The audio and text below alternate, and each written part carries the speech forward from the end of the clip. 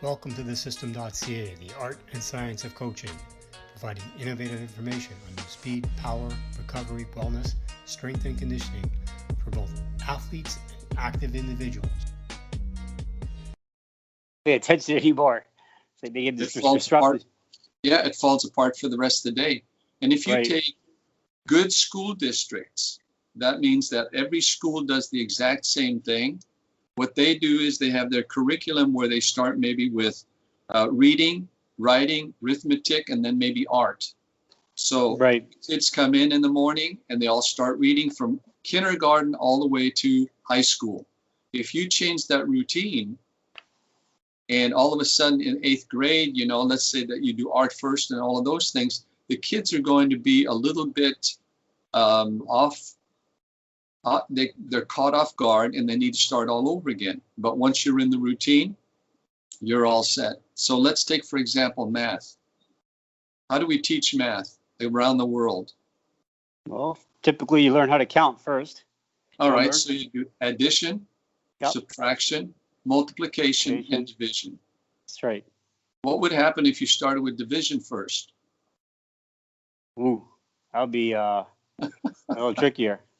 Okay, so if you take a look at anything that we do in life, the whole thing is a routine. If you go to work, as an example, and all of a sudden they have a construction zone, what happens to your day? Well, either you have time to listen to a podcast like this, or you basically get pretty frustrated. Exactly. And this is what happens to players.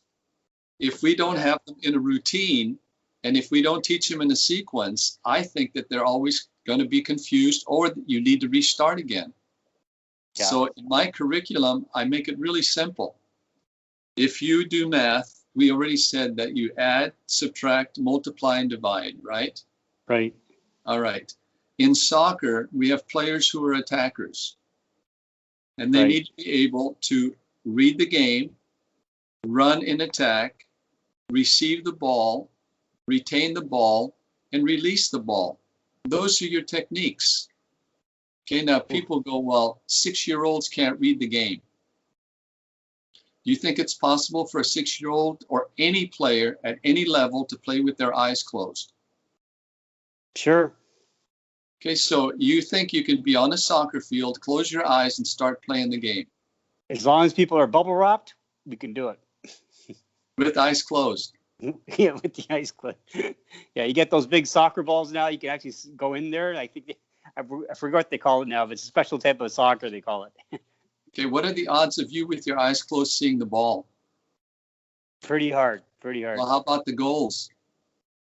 Even harder. How about opposing players? Yeah, much harder. How about teammates? Even harder too. Okay, so do you have to teach the kids, and we're talking 6-year-olds and we're talking 16-year-olds, the first thing they have to do is be able to see what's going on around them. So the 6-year-old, they're going to keep their eyes open and check out where the ball is. They're going to check out where opponents are, and they're going to try to kick the ball, correct? Correct. Okay, so they're reading the game, and eventually they'll read it at a higher level if they are taught correctly. That's very true. It's funny you say this. So just to kind of go over again, and I'm going to add a little bit to that. The 9 steps for our listeners is the start, the warm up, 1 plus 1, 1 versus 1, and then you have a break, and then you have a game. Small-sided games. Small-sided game, and then you have a scrimmage, right? Then you have a cool down, and then you have a recap. Is that correct?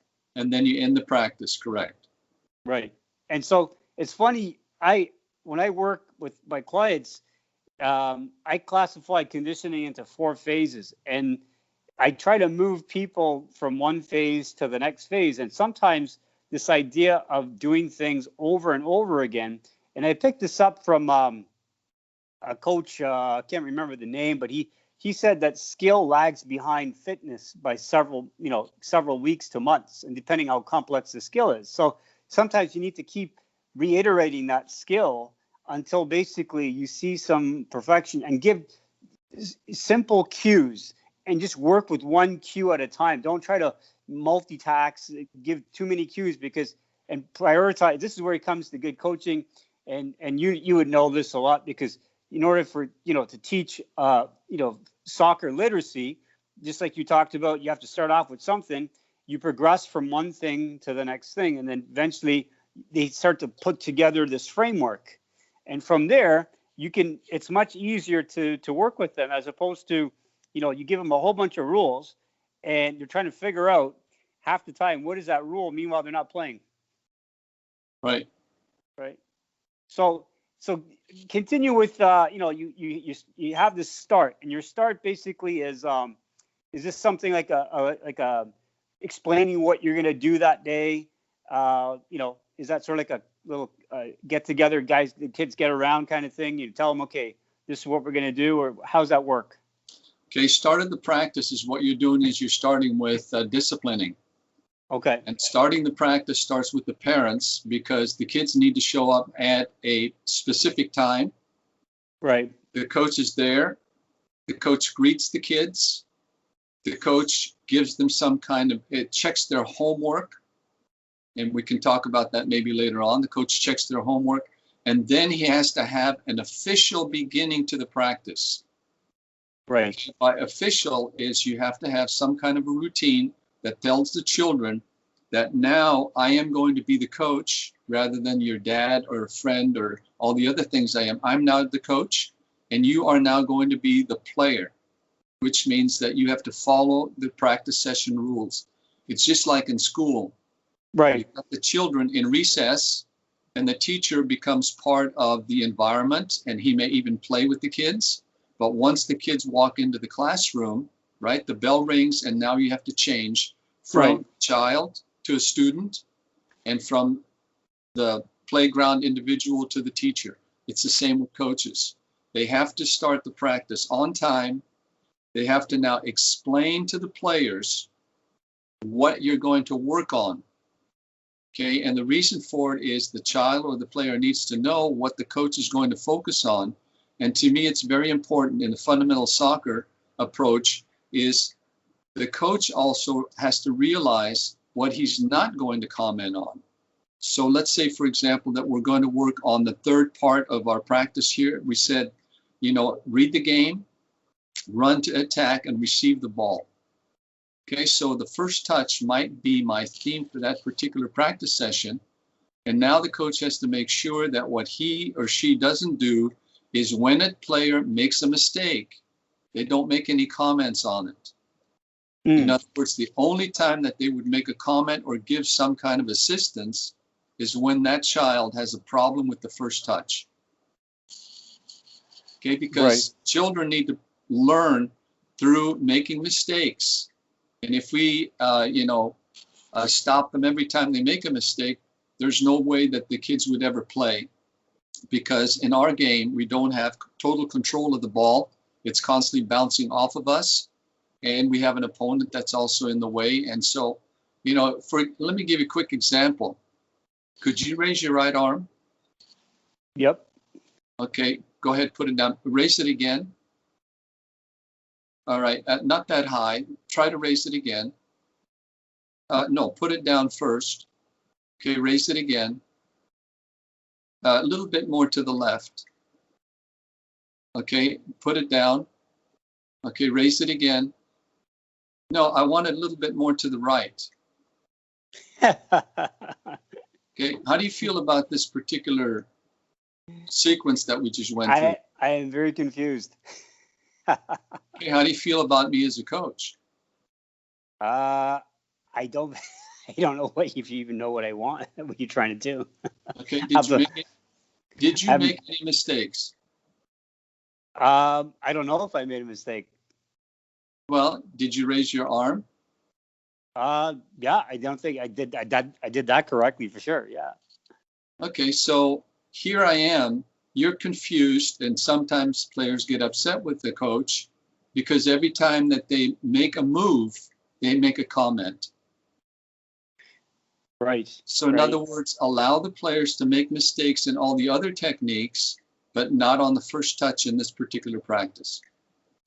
Right. So again, you're focusing on one aspect of the game, the one aspect of receiving the ball, the touch, the first touch, chopping the ball sort of thing, controlling it. And then from there, however they decide what they want to do, it's up to them. They kind of figure that out, and they know that they need to kind of realize that through the error in one sense of what they may, or good, if they did something good, they'll realize it too. So it works out both ways. But it's very much, we had talked about this last time, where I think I told you there's a National Film Board picture of two. It's a split screen, and one is a very organized baseball. The kids, same age kids, are like, wearing as if they just came out playing for MLB, and the other kids are just a bunch of kids with t-shirts and shorts and running shoes, and they just dump their gloves in the pile, and basically they just divvy up the gloves, and whoever owns that glove goes. So one side was completely stacked, the other side was losing, but in the end, the side that won was the side that ended up saying, well, last run wins. Well, guess who scored the last run? The losing team. So it worked out okay, but you can see the kids the next day, they came back and they played the same game whereas with the organized sports, oh my God, it was the parents and the kids and crying, and oh geez, it was a real nightmare. And I think this is where one of the reasons why I like talking to you is because I see this directly, indirectly. They're trying to coach kids as adults and not realizing that it takes years to develop, not only the skill, but the intelligence and the acumen for the sport. And you got to, and they're not always developing at the same line, and they're not always developing on the same line with every kid. Some kids are slow, some skills are a little bit more challenging for kids, but they pick it up eventually. And so if you discount any sort of improper skill as a child, you may lose a potential, I don't know, Lionel Messi or Ronaldinho, or, just because they weren't encouraged properly. And I think, that's why I like this idea of fundamental soccer. It's like, what a great name, first of all. Secondly, it's really coming back to the essence of play, which I think we talked about this a while back with my prof, Joe Levy, and the theories of play.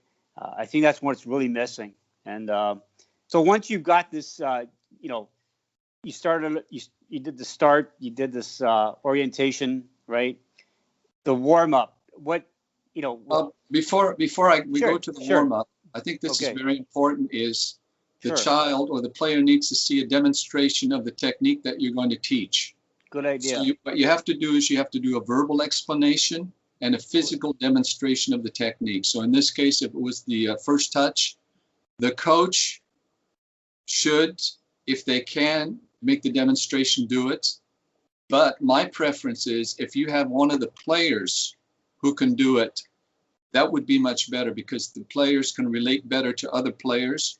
Right. If none of your players can do it, then bring a younger player, a little bit older from another team maybe, who can do the demonstration for you. But what you don't want is a demonstration by the adult who does it poorly, because the child's mind eye or the player's mind eye is going to catch that technique, and they'll copy exactly what's demonstrated.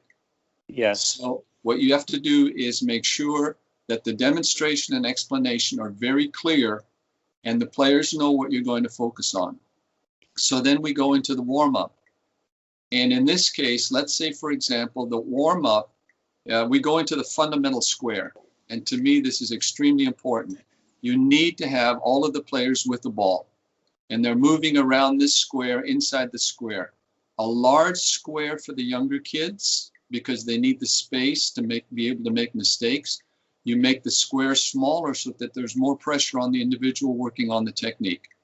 So for example, if we're working on bringing the ball under control or the first touch, and we're going to use the inside of the foot, now what you would do is inside of the warm-up, almost every touch should be with the inside of the foot, or that part of the foot that's going to control the ball on the first touch. So every touch that that player makes is going to be with the inside of the foot. Okay. Okay. The next thing is I try to have them lay out, and I know we went through this last time, but I have them lay out a figure 8. Okay, so that we take the feet are together, we go to the right side, put down the cone. Feet are together, we go to the left side, put down the cone, and now the player is going to go through that figure 8 using the inside of the foot, which is going to be the first touch control. They're going to be using the figure 8. Now, why do you think, and hopefully you remember from last time, why do you think I really insist on the figure 8? Well, I guess they have to use both sides of the foot, right? They have to kick it forward, but also, every turn, depending on what part of the 8 they're on, they got to use the inside foot, outside foot. Okay, in this case, it would always be inside of the foot because we're working on the first touch. Right. Okay, so they would have to, if they're smart, use the inside of both feet. In other words, we make sure that they don't use the dominant foot all the time. And that's the younger children will do it naturally. And after a little while, after years and years of doing the same routine, by the time they're 16, they won't know if they have a dominant foot or not. Hopefully they're good with both feet. Right. Okay, and then the stretching is obvious, ankles, knees, and all of that. And so I call it the figure 8 stretch routine because I want them to go through the figure 8 all the time and then doing some kind of a stretching in between. Okay, so yeah, now we go to the 1+1. Yes. Their body's ready to go. Okay. And we said that our technique that we're working on is to receive the ball. We're still on the first touch. So now it's the cooperative stage, 1+1. And here's the next test. What does this sign stand for in addition? Addition, plus sign. Plus sign. Players learn using stoppages. Or in math, what does it mean? What does plus mean? To add something, right? Okay. The coach is going to add information during this particular phase of the practice. Okay. So in the 1+1, it's cooperation, and you need to teach the players this, that during this time, I'm going to stop you, and it means that I'm going to improve you as a player. And we're going to go through the same routine we did last time. So now, when I call your name, right, all I'm going to say is Yusuf, and you're out on the field. On all I say is Yusuf, what's the first thing that comes to your mind? To basically get ready to see the ball. Well, I'm calling your name. Oh, to be attention. To have attention. So what are you going to do? I guess come close to the coach, or No. You're out on the field, and I'm on the side. The coach isn't on the field. Oh. You're out on the field. And by the way, in order for me to reach you voice-wise, what do I have to do? Megaphone?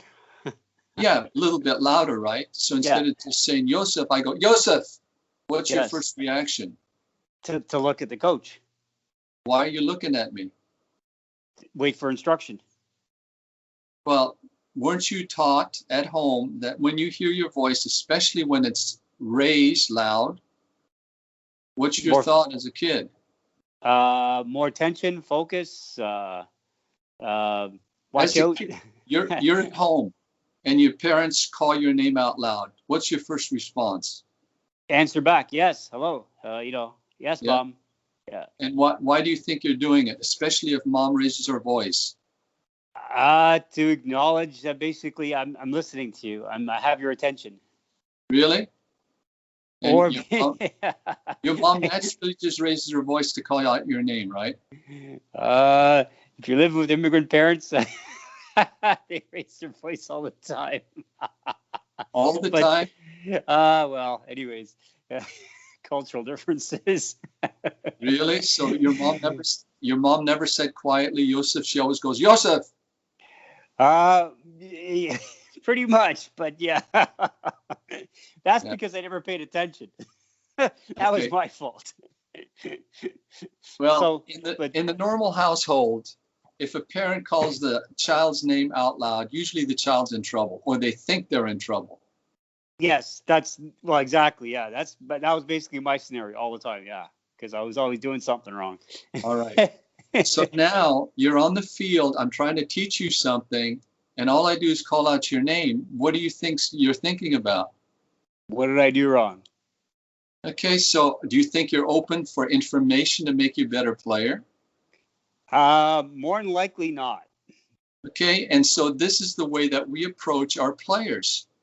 We don't let them know that there is a time where I'm going to stop you from playing, but I'm going to stop you because I'm going to improve you. Yes. Okay, so we're going to go through the same scenario again. When I say your name, all I want you to do is hit your chest twice and show me the peace sign and smile. Okay. You understand the instruction? Yep. Yes. Okay, so when I say Yusuf, what are you going to do? 2 times, peace sign, and smile. Okay? How do you feel after you do that a few times? Oh, you feel good. All right. What if we had the rest of the team do it at the same time? We go Yusuf, and all of the players are going. Oh, you feel like everybody's behind you. Okay. Do you think you might be open for instruction? Definitely. Definitely. Okay, so during this 1+1, all the players know that we're cooperating with each other. Players cooperate with each other. The players cooperate with the coach. And if the coach calls your name, it's, some kind of a physical response that tells the coach that the child is ready to learn. Okay. All right. Any questions on the 1+1? We can go into more detail, but let's go on to, because we need to cover the 9 steps. Sure. So from the teaching portion, we now go to the 1 vs 1. VS, right. 1 versus 1. What does versus mean? 1 against 1, basically doing 1-on-1 against maybe offensive, defensive, or that sort of thing. With the ball, one person has the ball, one person doesn't have the ball, but one's the attacker, one's a defender. Okay, which one's the attacker? Could be either one. Could be defender. Yes. Yes, so the player has to know how to play attack and defense. When they have the ball, everybody should be able to attack. When they don't have the ball, everybody should be able to defend. And we start learning that in the 1 versus 1. Okay? Right. So it means competition, right? You and I are competing against each other to score goals. What does the VS stand for the coach? 1 against 1. But for the coach now, because the coach is walking around, right? And he's observing the players. He just finished teaching them how to do the 1 touch or how to bring the ball under control. What is the coach going to be doing now in the 1 versus 1? Making sure that they're able to do that in that scenario. Okay. How does the coach do it? By observing and, again, maybe giving a slight tip. Okay. Here's the problem. If the coach is going to give a slight tip, let's say you and I are playing against each other, and the coach gives you a slight tip, what do you have to do in order to get that tip? You've got to pay attention. To who? The coach. Okay, what am I going to do? You as the other player, or? I'm the player with the ball, and I'm trying to what? Trying to get around that person. Sure. So while you're getting a tip, what am I going to do? Go around. Absolutely. I'm going to score a goal. Yeah. Would you be happy with the coach? No, because he basically let the guy go through. Okay, and this is what we do to the kids. We're constantly stopping the action. You did your talking, you did your stoppage during the cooperative 1+1. Right. Okay, now it's 1 versus 1. What's the VS stand for? It stands for the coach is verbally silent. V, verbally, S, silent. Wow, okay. Talking. Okay. Take notes of the mistakes that the child is making in this technique. In this case, we're looking at the touch of the inside of the foot again. And what we do is we say, looks like next practice, Yusuf needs to work on his first touch on the inside of the foot. Carl's doing well. Maybe he doesn't have to work on it that hard. Right. Okay. So now what's important, in the 1 versus 1, we have all of the players on the team play everybody on the team. So you've got, let's say you've got eight players. There are 4 games going on at the same time. They play younger age group, maybe 30-second games, older age group, 1-minute games. No boundaries. 1 versus 1. No boundaries. Ball gets into another field. What do the players have to do if they run into another group? What do they have to do? They've got to try to avoid them. Obviously, which is very similar to play, because you're on the field with 11 other guys, and sometimes you don't want to bump into them, so you try to avoid them. So it's a natural, I guess, avoidance technique. Exactly. So the players are now teaching themselves how to avoid. They have to make decisions. The coach doesn't make the decisions, the players do. And they'll make mistakes. They might run into each other. They might do all these things, but the coach is not going to say anything because they're competing, and the players are learning from their mistakes. Yeah. So go ahead. I'm just going to say exactly what happens on the field in a game. I mean, people bump into each other. It's not always, especially when they get close to when the attacking side is on the defending side, and they're in the box. The 18. There's a lot of commotion happening in there, right? So they have to know how to. It's a good practice for them from that perspective. Right. And with younger kids, again, they're trying to learn basic skills. And one of them is the third one that we talked about. Remember, we said read the game, run to attack, and then receive the ball and retain the ball. In the 1 versus 1, they have to be able to retain the ball, right. And your focus is still inside of the foot. You want them to pass it inside of the foot. You want them to touch the ball with the inside of the foot. Everything should be with the inside of the foot for the 1 versus 1 game even. Right. Okay. And you know that they're going to touch it with the outside of the foot. They're going to touch it with their toes. You don't say anything, right, because your focus is inside of the foot. So this is almost, from what I can see right now, if I could give a little bit of a summation. I obviously haven't heard the whole thing, but it's almost like the Mr. Miyagi method of soccer. You have these kids cleaning your car, wax on, wax off. Pretty soon, they actually pick up the skill. They don't even realize they're doing it. Exactly. It has to eventually become natural. Which is brilliant. Actually, that this is, I would just say that, the most simplistic things in life are so complicated. And I think people make complicated, try to make it, they try to make simple complicated, but in actuality, just work on the simplicity, for God's sakes. It's just like, I think, I worked with a few coaches, some top guys, and they had all this. They had access to data and all that kind of stuff, but in the end, it's this idea of what's the most simplistic element I can give this person, and just work it. And then the data is not. I'm not saying data is wrong. I don't like to the sports scientists. I know a lot of teams now using sports science to kind of calculate how many times a player touches the ball. But if they're not, getting in position to receive the ball, or blocking a defender, they're not reading the play, and so. But these are skills that aside from touching the ball, they're fundamental. That if you get the kids to work on these fundamental things without having to formally introduce it to them, you're more apt. It's almost like, I would say, a hypnosis form of soccer.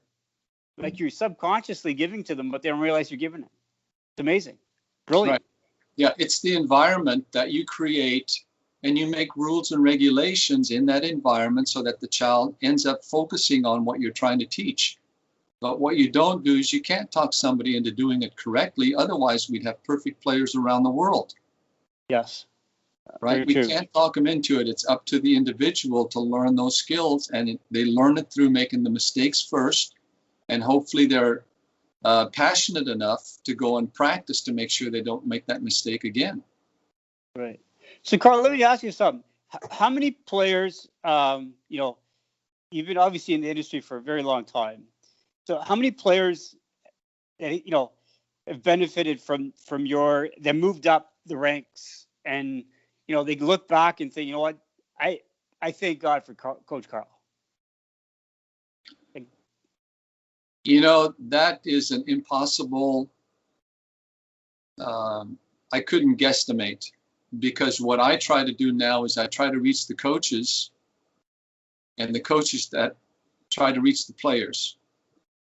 And quite frankly, I think it's very difficult for me to do that because the structure, and I don't know how it is in Canada, but here in the States, it's a coach-controlled environment.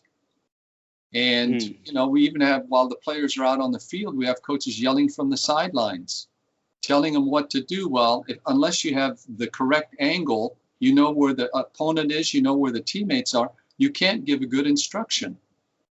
Right. You're in the middle of the game.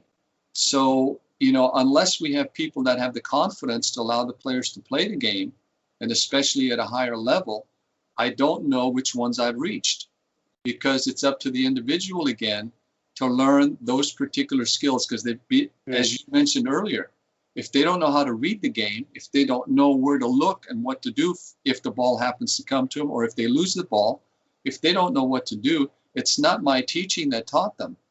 It's their experiences that eventually will lead them to success. Right. Have you? So let me maybe reframe that a bit. How many coaches you've worked with that obviously employ the system say, you know what, wow, my kids are learning a lot better. And from that, I guess you can say, well, they don't obviously indirectly kind of attribute it to you, but, it's obviously the application of this wisdom that basically, so how many coaches, I'm going to assume John is one of them up in Toronto here. I've been up there and I've run coaching courses in Toronto, but the number of coaches that I've reached is, let's call it worldwide. And the reason is there isn't any coach in this planet that doesn't use this framework. Okay. All I've done is just simplified it. Yes. And I've made it so that a mom and dad coach can take this particular sequence and apply it, because you need individuals that do the skill. You have to do it with pairs. You have to do it in small groups and large groups and as a team. There's nobody on this planet that does it different, except what happens is a lot of people now are trying to copy professional training sessions that work on specific tactics. And they try to do that with kids. Well, you can't. Unless you've got perfect technique, you can't start working on tactics. Yeah. So when you take a look at a professional training session, they still work with individuals. They still will go to pairs. They'll still go to small group, a large group, and then the team. That's true. The 9 steps they're world renowned. To me, I just use it to simplify it so that a mom and dad can actually apply it. Right. And it goes back to what I said earlier. If they would get used to the routine, which they don't do, because every time they come to a practice, everybody wants to introduce something new. They want to show their knowledge. Well, if the players aren't ready for that particular drill, what good is it? And if it doesn't relate from the practice session into the game, what good is it?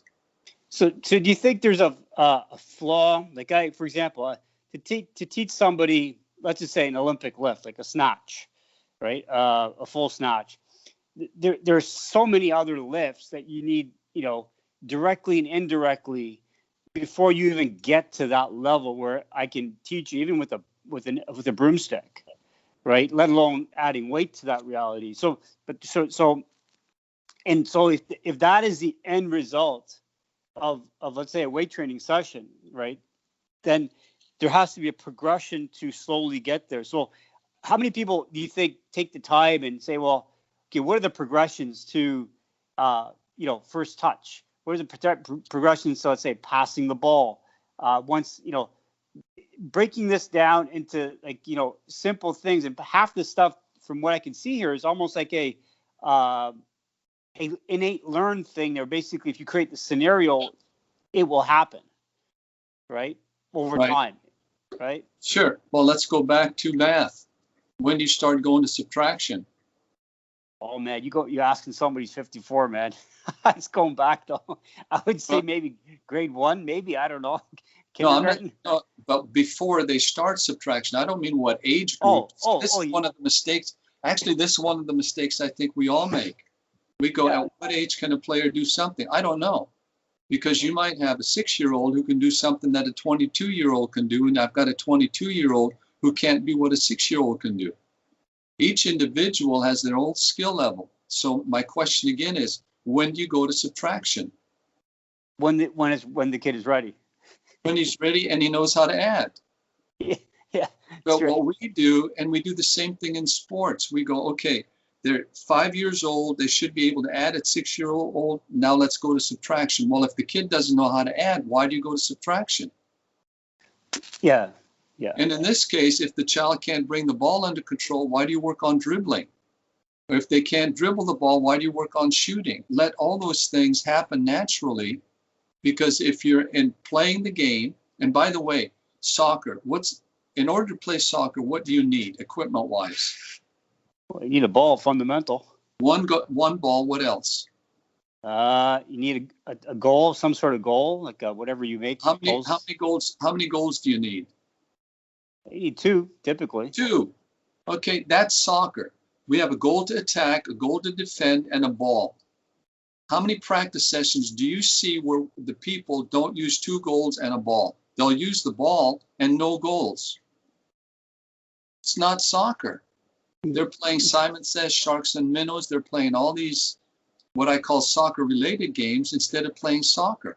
If the child doesn't get used to playing, if I've got the ball, as you said, attack, I don't have the ball, defend. As soon as I get the ball, attack. Well, that's our game. And if they don't play that continuously, repetitiously, and monotonously, they won't learn how to play soccer. So do you think, and again, I haven't really seen that many soccer practices, but from what I can gather in watching hockey to a certain degree, there's not enough play time and there's too much skill time. And at the early ages. And then what happens is that this, a lot of kids just get bored because, okay, we keep doing, but we're not playing. We're not playing a game. And I think there's a lot of kids who are really dedicated to a sport will practice on their own half the time, I think. There you go. Right? I don't think they need the formal coaching. Oh, you can give them a little bit here and there. I don't say no, don't do that. But I think really what they want to do is play. Because when kids get together, what do? They don't practice. They play. That's just, going back from what I can, as a kid, I don't think we ever practiced touch and all that kind of stuff, which I'm sure you taught. We just played the game. And we learned as we played. And I think that's, this is a fundamental sort of, maybe it's the elephant in the room, I guess, that coaches don't understand that play is such a powerful thing. That I think most people fail to realize when you play, there are so many aspects of your brain that are opening up to receive new information. It's almost like call it, what we call semi-constructed hypnotism. You power of suggestion here, without having to have, because as soon as you put the correction, like you said, as soon as you put the correction in there, you stop the play, which means you stop the learning. Exactly. Am I correct? Absolutely. Correct here? Yeah, brilliant. I agree 100%. And see, here's the next difficulty that American coaches have. They think that if the children are playing, they're not under their control. But if they're in a drill, especially if they're standing in line or if they're waiting their turn, that they're under control. Well, my question is, if the players are playing, do I know what they're thinking? Okay, if they're playing, do I know what they're thinking? No. I do, because I'm a professional coach, and I'll tell you why. If that ball goes to the left side, what do I expect all the players on the field to be doing? Moving a little bit to the left. If the ball goes in the forward direction, where do I expect all the players to move? Forward and backward and sideways. So if that ball is moving and the players are moving, I know that they're in the game. But as soon as they're standing still, especially standing in line, what do I know what they're thinking? They're not playing. They're not playing the game anymore. Do I know what's going through their mind? No. I've done this with adults, and in Alaska was probably the best one. I had the adults line up and I said, tell me what this guy's thinking right now.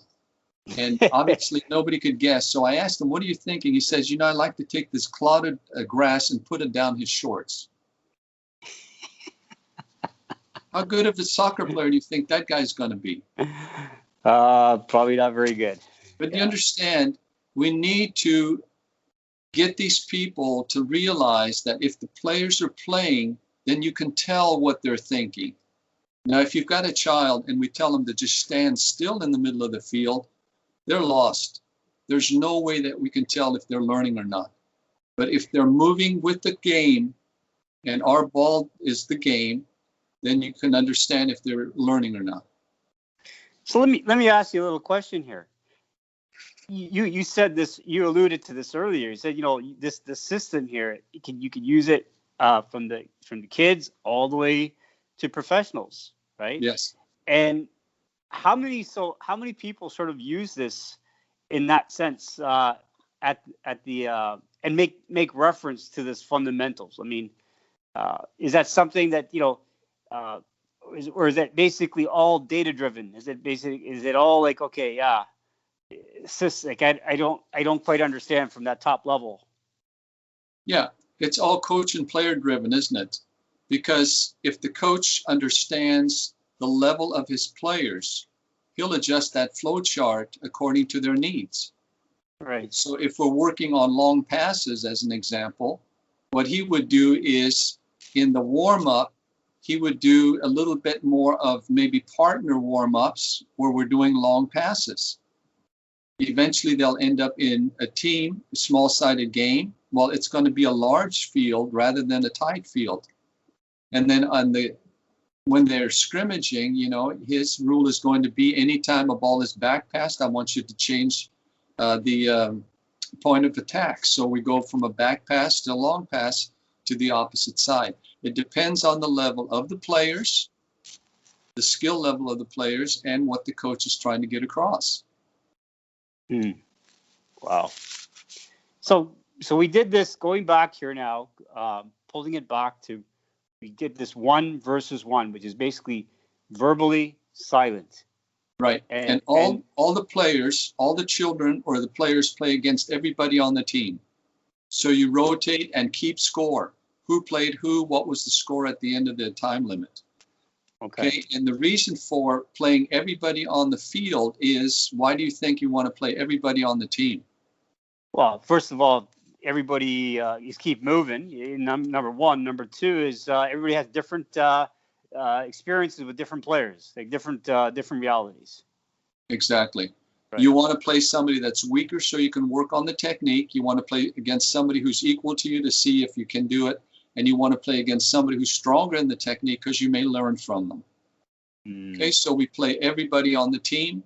And believe me, at the end of playing like 9 minutes of 1 versus 1, if you play it properly, then the kids are going to be tired. So you go into halftime.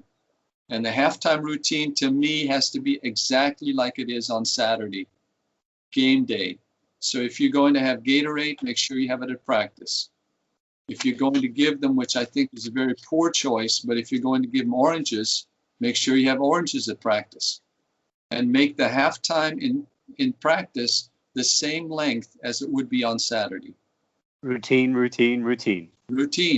Otherwise, especially with the little ones, if you don't routine them, they'll go run to their parents, and believe me, you'll have a tough time getting them back on the field. Right. So okay. after the break, we play a full game. Then you play small-sided games. Small-sided games. All right. All right. So we play 1 against 1 all the time. That's your first half of practice. Because if the individual doesn't have the technique down or the skill down or whatever you're working on, if they don't have it down, you can't do it against opposition or a larger number. So you start out 1 plus 1, 1 versus 1, take a break, and then you go into small-sided games. The small-sided games depend on, again, what you're working on technique-wise and the skill level of the players. But more than likely, because we're working still on the first touch, more than likely you're going to be working on what's the next largest number of games that you could play, small-sided games. What's the largest number? I mean the smallest number, sorry. 4 against 4. How about 2 against nobody? Okay. Okay, so we've got 2 players. They're playing against nobody. Because why do I want to play 2 against nobody in this particular game? Because remember, we were working on the first touch. Passing. Okay, because we want these players to be successful passing the ball. So now what you would do is we use the 2-touch rule. 2 touches means the ball comes from player 1 to the second player. They have 2 touches to get it back to the first player. And as they're going down the field, they're passing the ball and they're getting that first touch in. But the first kind of game has to be cooperative. Okay, so what are the kids expecting? Yusuf? Basically, you're going to Wait learn a how to play second. with. What did I just teach you earlier? When I called your name, what do you have to do? Oh, we got it. There you are. Because I'm going to be working on what? Working on helping you with that first touch. Okay, and you look like a happy camper, so you're open and receptive to receive the information. Wow. Okay, so we start with 2 against nobody to make sure they're successful. Let's say I have 2 players that can do it really easily. I've got my 2 players against nobody. What do I do next? Probably 2 against 1. Yes, 2 against 1. Now, do I want these guys still to be successful with their first touch? Yes. Yes, we're in cooperative. Remember, we're cooperating still. So what am I going to ask this one player, the defensive player, what am I going to ask him to do to make sure that these guys are successful? Wait till they complete the 2 touches, and then he can. Don't take the ball away at any time. I might ask him just stand still. As they get better, I might ask them to walk. And eventually I might ask them to go at game speed. But you want the success of the first touch so that they'll repeat it over and over again. Okay? Let's say I've got 2 players and they're successful against the 1 player. What's going to be my next game? 2 against 2. What are the odds of getting really good passes if we've got 2 players against 2 players? Pretty good now. Are they? Each one of them, in a 1 against 1 game, how many passes will there be? I guess two at the touch, and then probably 1 time. So now if I've got 2 players against 2 players, how successful are they going to be with that first touch? How many passes am I going to get in here? 2 touches, 4. Are you sure? Well, who's he going to pass it to? This one has the ball. He's being covered with this one. This one doesn't have the ball, and he's covered by that one. Who's this one going to pass it to? Well, he's going to try to pass it to the player. Try. A person's going to try to get open. See, try. We need success, remember? Okay. If you're going to be working on first touch or passing, you should never have even-sided games. Okay. You need a player open. You need a player open. So we play uneven-sided games if we're working on the first touch or if we're working on passing. Okay, always uneven. So if they're getting larger groups, you might have 4 against 1, you might have 4 against 2, you might have 4 against 3. But if you're trying to work on first touch and passing, you'd never have a 4 against 4 game. In practice, cooperative. Make sense? Makes sense. Okay, very important, because most coaches, they go, okay, let's play 2-on-2, let's see how successful they are. How come that they're not passing it and they're not receiving it very well? Well, the reason is because you've got everybody covered. They're playing 1 against 1. Okay? Makes sense. All right. Now, if we're working on dribbling, maintaining possession, then you want to play even-sided games. But passing and first touch, always uneven. After the cooperative, let's say I've got my 2 players against 1 and they're doing fairly well. How do I know that they've learned what we tried to teach them in the warm-up, in the 1+1, 1 versus 1? How do I know that they've learned? What do I have to play after the 2+1 game? You gotta play probably like a two plus two, a 2-on-2, two versus two, or 3 versus 2. Okay, you're complicating it beyond belief. Sorry. No. But this is what coaches do. As soon as I say they're successful in cooperative to play 2 against 1, what's the next game? We always add another player, or we add another player. You still want to make sure that they can play this game. So now we play the 2 versus 1. From 2 plus 1, we go to 2 versus 1. Because here you've taught them how to do it. Now you're going to test them to see if they can do it. Success, Okay? success, all the time. All the time. But now if they're competing, if this is a 2 versus 1 game, if they're competing, what does the coach do? Basically, the coach is, if they're competing, the coach is VS. VS. What is it? Watching to see how they're picking up the skills. And the coach is V and S. Verbally silent. Yes. Okay, anytime the kids compete, and that includes Saturday games, if they're competing, the coach has to be verbally silent in our game. Okay, if they're constantly talking, the kids are taught at home, look, stop, look, and listen, and all these other things that go along with it. It's more fun to be able to play without the coach talking or stopping us. Which is quite interesting because it's quite the opposite every game. Coach is yelling, coming out. That's probably why they have that box outside the bench. You can't go. What's that? The 10-yard.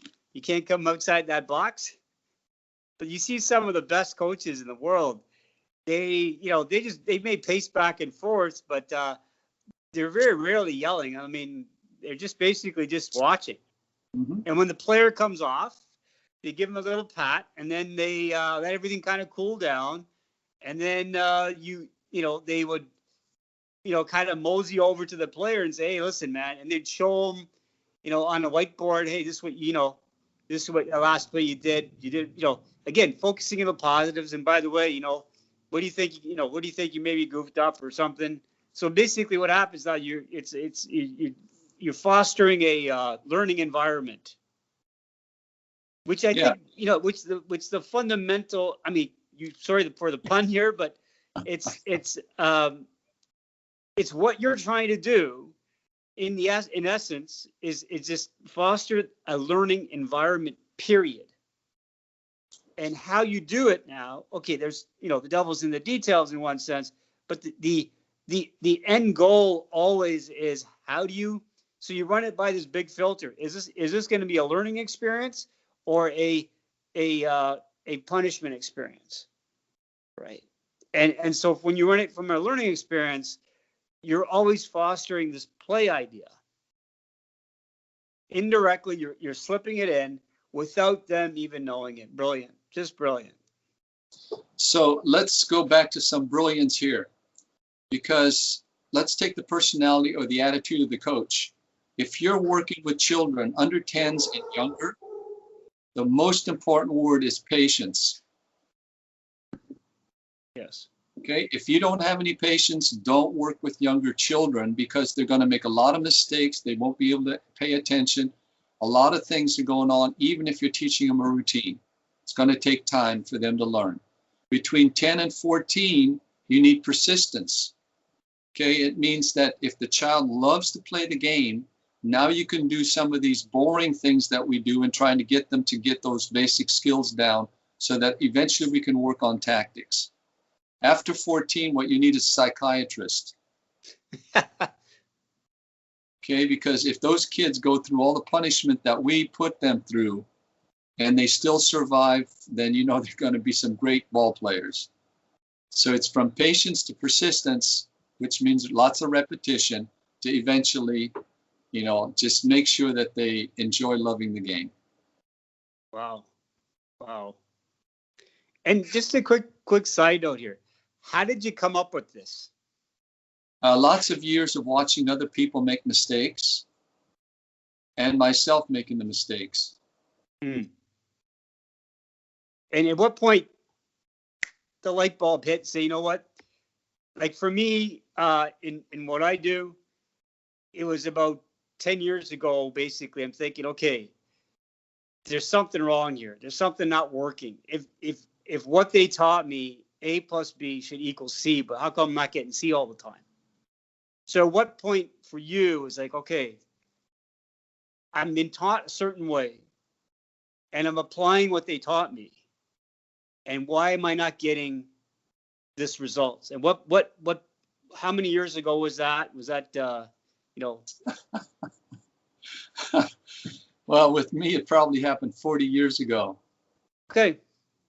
And what happened was I was constantly going overseas, Germany, Holland, England, all of those places, and I'm learning from all of the professionals how to teach the game. I'm teaching that information to American coaches, and most of them had never played the game to begin with, and I was talking over their head all the time. I finally realized that unless I put something down that they have to follow, it won't make any difference, because I was just like every other coach. A new thing came up, I used it, it didn't work, so I tried something new. I finally figured out that what you need is really simple. You need to work with the individual with the ball. You need to work with pairs with the ball. You need to work with a small group in a ball, and you need to work with the team in the ball. And there's that little sequence, right? We went from step number 2 or 3, 1 plus 1, 2 players. We go to small-sided games. We go to scrimmage. So yes. Go ahead. No, you go ahead. Continue. Sorry. No, I was just going to say, I finally realized that what American coaches did is they would find, especially the fun games, Simon Says, Sharks and Minnows, and all of these, the kids were having a great time. But as you said earlier, how many of those kids on their own organized those games? Not a single one of them. They didn't do the drills. They didn't do the fun games. But if you go around the world and you watch kids, what do they play? They play soccer. They put down, bicycles and beer cans and all, sorry about the beer cans, but milk cans and all these other things. But they play soccer against each other. They don't play these silly games. They don't run through drills.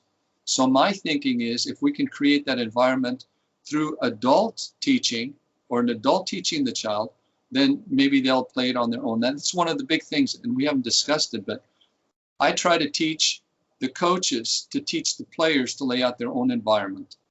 If the coaches lay out the cones and do all that stuff, it's a waste of their time, because the only time those kids will play is when they come to practice. And practice is maybe an hour an evening. And so maybe during the week, they'll get 5 hours of practice, but under control of an adult. Where around the world, when do the kids start playing soccer? As soon as they get up, they're playing at recess. They're playing because they know how to lay out their own environment. Yeah, it's interesting you say that, because kids will never lay out an entire soccer field. They'll lay out, almost like a field within their perimeter, basically where they can have closer contact with the ball, right? Mm-hmm. And I want to make another little point here. The younger, I'm saying this now, but it's funny. When I was younger, but I still kind of had this in me. I'd always look up to people above me. And I think some of the younger coaches and the younger, they need to sometimes go to people. You have two types of evidence. You have empirical, and then you have subjective, right? And to formulate an opinion, I think you need both. You need qualitative and you need quantitative. And I think one of the things that I could be wrong, but I think some of the younger up and coming conditioning coaches or any sort of professional person fail to sort of understand is that this idea of mentorship. And you need to, like, you went to Europe, you went to parts of the world, and you had mentors. You had people that you looked up to, and then you were able to distill that from that. But these are not published in a scientific journal or anything like that.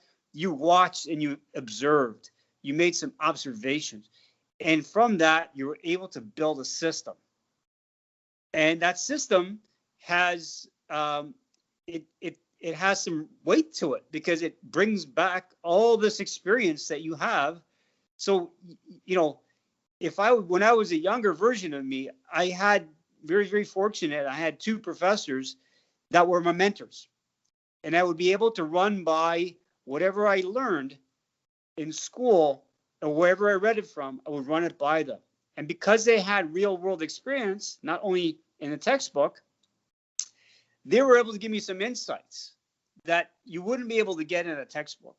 Mm-hmm. So I get the idea of, data and all that, but I think people also need to look up and go look to older people who have been there and get some of their experience, because I think this is where you picked up, and from that you created this beautiful system. But had you not sort of went and sought out mentors, you would not have possibly created this thing based on the current colloquial knowledge that you have right now in the United States. To make it really, you said it very well.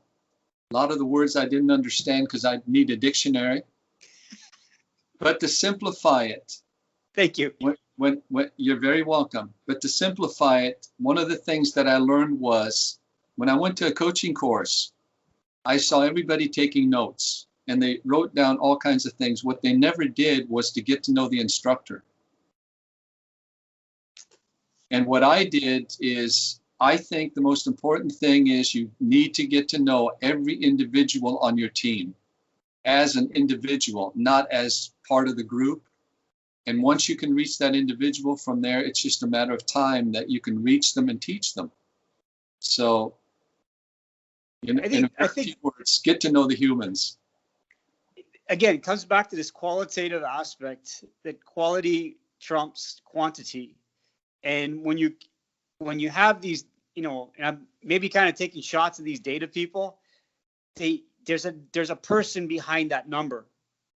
And you can definitely quantify these things. However, there are a lot of intangibles that you can't define, you can't quantify infinity, put it that way. Quite simply. You need both. I'm not saying you want to take that information. The best coaches, in my opinion, I use the data, I use ratios and stuff like that, but in the end, I'm looking at movement. I'm looking, is that movement being registered? Because if that movement is not registered, then, the data doesn't really quite always tell you everything, right? It can't quite, and I think this is where, if I could give some advice to some younger coaches out there, find people like yourselves and talk to people, like you said, become friends with them.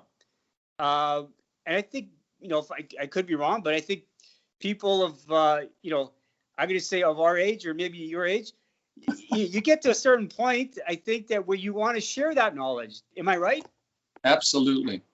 Absolutely. I'd like to have, the way I look at it is if I reach and teach somebody and they pass it on to the players, I'll have 18 more individuals out there teaching that the kids need to have a childhood. Yes.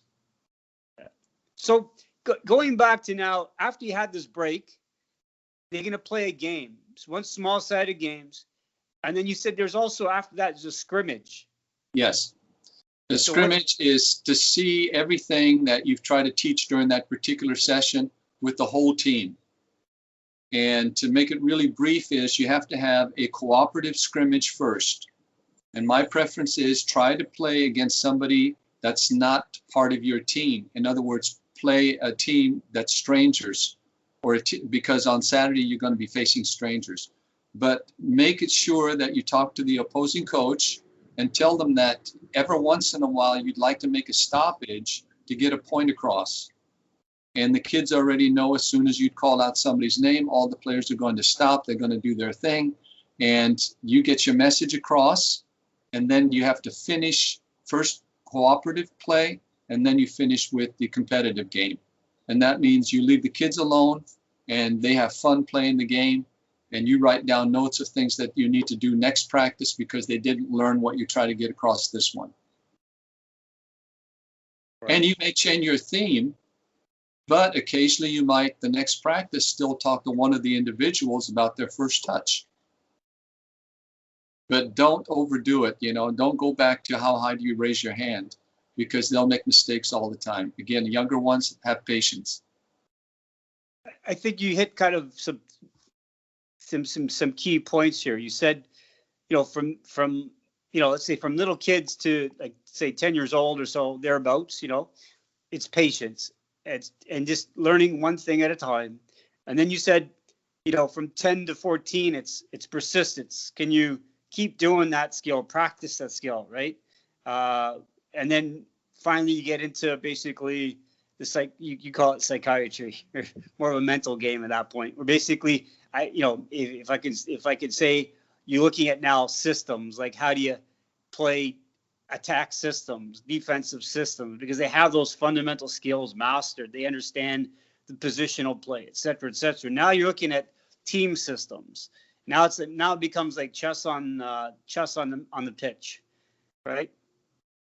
But the chess moves are up to the individual, not the coach, because all the moves in our game are not like chess. It depends on what the opponent does. So you may have the most brilliant tactical formation and all the things that go along with it, but if the opponent all of a sudden does something different, you have to be able to have players that can make the adjustment at that moment. It's not, a lot of people think, just put them out there 4-4-3 and, all these other things, and then the thing falls apart and they can't figure out why. Well, it's because the basic skills weren't taught and they don't have the confidence to either work with or without the ball. Right. So in this scrimmages, again, going back to, versus verbally silent, the coach is making notes, and just allowing things to happen. It's what we call free flow. It's just you're allowing this practice session. And if I don't know if you're ever familiar with a book by a gentleman named Daniel Coyle. He wrote a book called The Talent Code. Yes. Is that something to that effect, where basically you're just kind of working, like how does these small countries who practically have very little, in terms of like amount of kids that play that sport, but yet they're able to produce a lot of these athletes? And it's because they chunk down the sport. They work on these basic elements first, slowly progresses, a whole progression. Again, fostering the idea of play and free flow, which then lends to now you have a talent pool that's pretty deep. How about that? As opposed to, over here, maybe you have a lot of kids that play a national pastime, hockey, but how many kids fall through the crack because the system is not geared towards developing skill, as far as I can see, and not fostering the idea of play, and too much emphasis on game systems. Meanwhile, the kids have a hard time skating, just handling the puck. And now you're talking about defensive systems, offensive systems. It just gets too much to the point where, okay, you lost me at putting my laces on. Well, I think that, and I'm not too sure if I'm right on this one, but through soccer, I'll use soccer as an example. If you take a look at what we do here in the States, it's almost pay to play. If you can't afford to, buy the fancy uniforms, have a fancy coach and all these other things, then you don't get to play. Well, unless the child has the passion, I don't think that they're going to get any better. If you take a look at the children that are coming out in soccer, especially right now, the best players are coming out of Africa. Okay, now why are they so good, even better than the Europeans? Is because they're working their way out of poverty. They don't have the equipment, and they find that through sports, that might be their only way to help their family. And if you watch them being interviewed, it's always, I'm doing this because my mom and dad need. Okay, so it's a matter of survival. It's not a matter of having fun and winning ball games and all these other things. They want to make sure that they're doing something that's going to help their family survive. And I think there's a huge difference between, winning ball games here in the United States and winning ball games in Africa, because here in the States, you go to fancy tournaments, and here in Africa, they've got kids that are on dirt fields with lucky to have goals or maybe even get soccer balls, and yet they become the best players. Playing with flip-flops. Or barefooted. Barefooted too. I remember, I mean, I was brought up in South Africa, and you know, you'd see some of the kids play. We would find a crumpled up piece of paper, and you'd just play with that. And if you didn't have a ball, you'd find something to play with. You'd find but the idea here is that you foster, and the games were like, they were pretty challenging, because the playing with implements like a crumpled piece of, it doesn't bounce like a ball. It behaves differently. Mm-hmm. And so here's another, I'm just going to throw this out. I mean, do you ever play with, like, obviously the size of is the size of the equipment kind of tailored towards the kids too? Like, you have a smaller soccer ball. How's that work? So back in 1980, I decided that 6-year-olds don't belong on an adult field. And that came from watching a 6-year-old in goal. The goal was 8 feet high, 8 yards wide. And all the kids, if they did kick it and they were able to kick it high or wide, this poor child didn't have a chance. So I wrote what we call the modified laws of the game back in 1980, which meant smaller fields, smaller equipment, less players. It took the U.S. Soccer Federation up until 2017 to mandate smaller field play. Okay, so it's only 37 years and we finally caught up. And now what do? Is we've got smaller fields, but now we still have bleachers, spectators, AstroTurf, fancy uniforms and all that kind of stuff. And that's what the kids complain about, their bags not being, properly while the parents are carrying the soccer ball. You don't see that in Africa. And I don't mean to, for us to go back into those situations, but I like for the child to be able to handle their own equipment, for example. When they get out of the fancy air-conditioned car, at least have a ball bag and put the ball down and dribble it up to the field.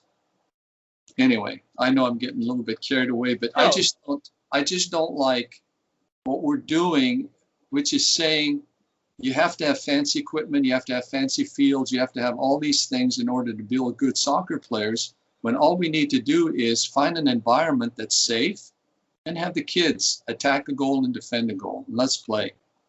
If I could kind of add to that, I think you're working on a vertical perspective versus most people working horizontally. Right? I'm not sure what it means, but if it follows what I'm trying to get across. No, it basically means that you're on the mountain and you're seeing the whole lay of the land, whereas these people are still down at the village, and they can only see, closest to them, but they can't see the other aspects of the village because they're not high enough, and they haven't really experienced enough, and so they're not coming back to people like yourselves, for example, who have a tremendous amount of experience in this, and saying, hey, there's something you got to take notice here. There's something, and the success leaves clues. Go to some of these other countries, like you said, in Africa, where kids are playing with smaller nets. They're not playing with full, and the fields are just naturally smaller. They're not playing with full pitches because, first of all, they don't have that sort of luxury sometimes to play with that, because if somebody's going to be using a pitch, it could be also used for farmland. So somebody's cattle is grazing while you're playing soccer too. It's always hilarious. I think sometimes they paint the number on the cow just to make sure that's the opposition cow. I don't know. And I'm sure the kids do that. Oh yeah. Yeah. So after the scrimmage, now we're getting into the cool down, right? Right. The cool down, you're more of an expert in this field, but I think that they should do some kind of stretching, get the lactic acid out of the muscles and all that kind of stuff. But to me, the cool down is most important because I want the coach to make sure that they go to every single child and give them a compliment. Because what we have a tendency to do is we focus on the ones that are really skilled, and Yes. they get all the compliments, and the ones that are potentially future stars that might be behind physically, they don't get the compliments and they might quit. So I try to get the coaches to make sure to individually and privately give that child some kind of a compliment for being at practice and that they did improve and you know, the effort that they gave, et cetera, et cetera. Right. And so after they done this, then basically you do like a recap. Then you get the team together and you end the practice. And what you do is you let them know what your theme was and how they did as a team. You don't give individual compliments unless you want individuals to give compliments. And a lot of coaches do this nowadays, where they have every child make a compliment to one of their other players, and every player has to make a compliment to another one. But it's a compliment, not a criticism. Okay, and then after that, what you do is you make sure you give them a homework assignment. And the parents need to know, especially in the younger age group, what the homework assignment is, so that they follow up, because you want the child to come back next practice. You're going to check their homework to see if they made any improvement on the technique that you're trying to teach. Finally, and most important, especially here in the States, is make sure you get the kids to clean up the environment. Go through the whole park or wherever it is and clean everything up so that people say, you know, we need these soccer people out here so that we've got some decent places to play, and we want them out here, instead of, you know, a lot of people leaving garbage out there, and they go, we don't need people out here like this. You know, it's funny. When I go to the track, I do this for myself, but I was thinking about employing this to some of the kids. And now that you mention it, it might be a good idea, because I just do this naturally. When I used to go work out at this one field, you know, some of the kids would leave water bottles and, you know, stuff on the ground. And at the end of my own practice, I would go pick up as much as I could see within my, you know, eyesight. I would go pick up the garbage and put it back in the bin. And the only reason I did that is it's kind of like a respect to where you work out. And I think there is something to that. When you keep respecting that place, it keeps giving back to you. So, you know, without getting too, you know, about, you know, religious connotations behind it, it's just an idea of respect of where you work out. Mm-hmm. And so you keep that place clean. That's a brilliant idea. That's a really good, you know, so you're not only teaching these kids play, but there's some social sort of, you know, community social benefit from this, which basically then fosters a better community in the end, right? Well, to me, it's teaching the kids a sense of responsibility. You know, they don't have any chores at home anymore. And to me, let's make sure that once they are on our field, that they treat it like it's special. Or maybe you can even teach them how to clean up their field, and then eventually the parents can teach them how to clean up their room. Well, you got to work out some sort of practice where they're cleaning somebody's car with their feet, right? And it's like wax on, wax off. They have, you know, and this way they develop these foot muscles and leg muscles. And meanwhile, the parents are like loving it because they're getting, you know, cars getting waxed and polished, and there you go. I think let's put together some kind of a video for doing that, and I'm 100% behind it. That would be a good YouTube video, and I'm sure that would go viral. Put it together. Carl, I'd be happy to promote it. Talk about promotion. I know that we're at the end here, but make sure that people, if they have any questions, go to my website, 3wsfundamentalsoccer.com. I'm always available. Okay, perfect. And so, Carl, again, it was brilliant doing this. I really appreciate the time here. It was a refresher for me. At the same time, I've learned a few things, and I think you know, the readers out there, the listeners rather, should definitely contact you. And if they're a budding soccer coach or a soccer parent, you know what? In truly really for any sport, personally, I think there are a lot of things that you said here that transcend soccer that just basically just make common sense to all sports. And I think it's one of the things that, all sports in this day and age, and maybe in this part of the world, seem to be lacking it a little bit. And I think in other parts of the world, maybe a little different through socioeconomic, et cetera, but this part of the world, they need to kind of go back to see the qualitative elements as opposed to focusing so much on quantity and putting, balls in the back of the net. All these kind of things are all good, but we need to develop a love for physical activity, period. Not just for soccer, but for physical activity, lifelong playing. That's what we need to do. And that takes care of eliminates some of our health issues, because we're not dealing with some of the chronic diseases maybe, but we're maybe dealing with ankle sprains and hamstring tears, et cetera, which is probably a better thing, I think, than putting somebody on, on medication and stuff like that. So again, if you want to add anything more, but that was like, wow, I was thoroughly focused. I'm sure, Yusuf, I'm sure you can cut this out, but get that car washing done, and let's put it on YouTube. We'll see what happens with that. TheSystem.ca podcast disclaimer. We're not here to tell you that we know everything. We're just here to present possibilities. The information presented is by no way intended as medical advice or as a substitute for medical counseling. The information should be used in conjunction with the guidance and care of your physician. Consult your physician before beginning this program, as you would with any other exercise and nutrition program. If you choose not to obtain consent of your physician and or work with your physician throughout the duration of your time using the recommendations given, you are agreeing to accept full responsibility for your actions. By continuing, you recognize that despite all precautions on the part of the system, the art and science of coaching, there are risks of injuries or illness which can occur because of your use of the aforementioned information, and you expressly assume risks and waive, relinquish, and release any claim which you have against the system, the art and science of coaching, or any of its affiliates as a result of any future physical or illness incurred in connection with or as a result of the use or misuse of this information given.